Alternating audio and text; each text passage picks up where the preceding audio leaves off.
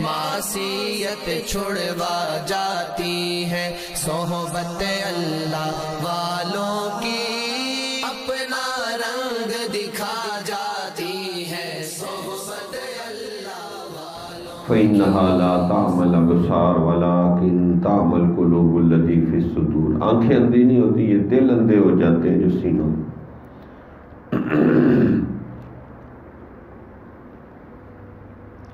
یعنی ہم اپنے جسم کے اعضاء سے دن رات نافرمانی کر رہے ہیں اور پیچھے مڑ کے نہیں دیکھتے کہ کس رب العالمین کی، اللہ الصمد کی نافرمانی کی۔ یعنی اس پہ ندامت ہونی چاہیے، ندامت کرنے کے لیے بھی تیار نہیں۔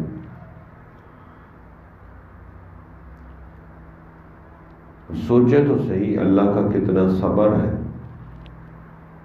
کتنا تحمل ہے کہ اگر ہمیں پکڑ کے ختم کر دے، موت دے دے، تو اللہ کو کوئی پوچھ سکتا ہے؟ وہ تو بے نیاز ہے۔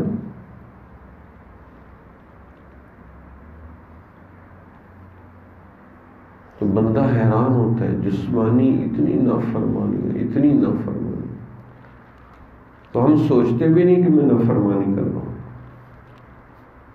یہ جسمانی نافرمانی، بدگمانی کے گناہ اور شرمگاہ کے گناہ اور دل دماغ کے گناہ، توبہ توبہ توبہ۔